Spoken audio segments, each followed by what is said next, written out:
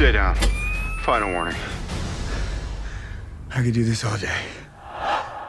Hello friends, I'm Lucy from GameSpot, joined here by Tamoor Hussain. Now Tamoor, I've been to see Captain America Civil War. Very excited to talk about it. I know you've got some questions for me. Yep. The lovely people at home have some questions for me because I put out a Twitter shout out. So these are going to be some spoiler-free impressions and answers to your questions.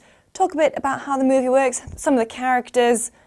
Let's get started. Let's get started. So best point to start with is obviously going to be, what did you think? Did you like it? Was it good? Does it suck like Batman? No, that's mean. Batman had redeeming qualities. But no, I really, really enjoyed Civil War. So it's kind of like this classic Marvel cinematic universe fun party that we all know and love. There's a lot of action, a lot of jokes. They do a really great job at managing the ensemble cast because there are a lot of heroes and there's a lot of stuff going on at any one time.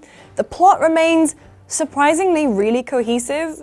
I think it can be enjoyed on its own, but I've seen all the Marvel movies, read the comics, a lot of the comics as well. I've read Civil War. So going in, I felt like I had a better understanding because, as I said, there's a lot going on. Some of the more emotional moments might get lost on you if you're not really aware of it. Right. And speaking of like emotional moments, do they take that kind of pitting of two well-known heroes against each other and deliver on it? Is it done in a good way? Going in, I was Team Cap. But I mean, the basic premise of Civil War is that the Avengers are finally starting to be held accountable for their admittedly accidental, when they've destroyed New York or, lifted the city of Sokovia and dropped it on the earth, killing hundreds, if not thousands of people. Yeah. So the world is sort of saying to them, we need to start holding you accountable. We're very grateful. Please sign these accords to kind of say that you're working with us and we can hold you responsible and basically put a leash on you a little bit. So Iron Man is very much for signing these accords, whereas Team Cap is very much against. I thought they did actually quite a good job. I mean, Iron Man's reasoning for signing, I'm not going to spoil kind of the events, but they are really solid and quite emotional and you feel quite invested in why he wants to sign, whereas I thought Team Cap was a bit less convincing. Is that actually explored? Because we understand what Iron Man's kind of point is. They want to put a leash on these essentially powers that can destroy the world, but we kind of haven't seen too much of what Captain America's after.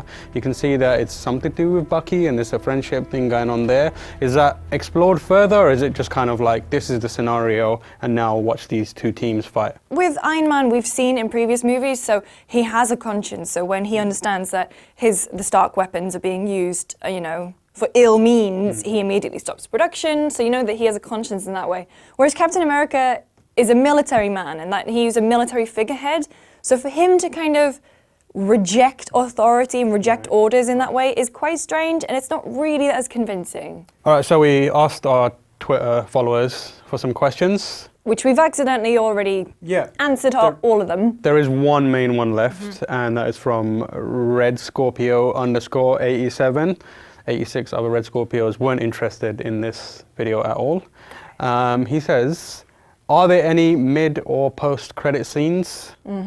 It's a Marvel movie. Of course there are. There are two. So there's a mid, and sadly in the screening I was at, they didn't have the post. So I know what the mid is, no idea on the post. So don't be one of those people who leaves a Marvel movie before you've seen the post-credits. No spoilers, but are they good?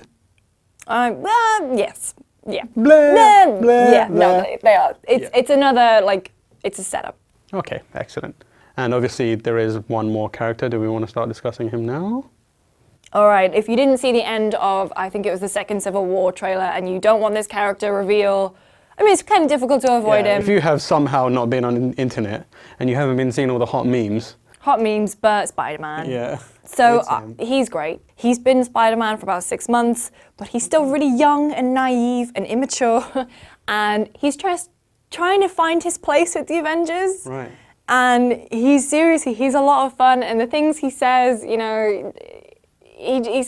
another scene stealer, and it's great to see him. We've had many years of bad Spider-Man. He's a great Spider-Man. Does it feel like he's a different Spider-Man? Do you feel more confident in this guy?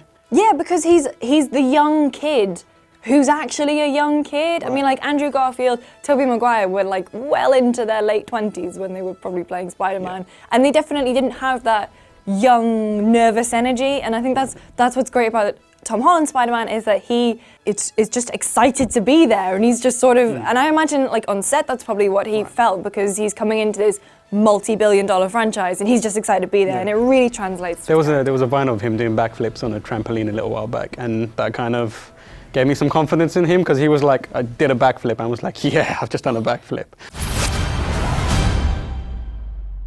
Hey everyone. All right, so there you have it. Lucy has seen Captain America Civil War and gives it 2 thumbs up. I'm excited about it, more so than any other superhero movie coming out this year. You can read the written review for Captain America Civil War on GameSpot.com, and we'll see you next time.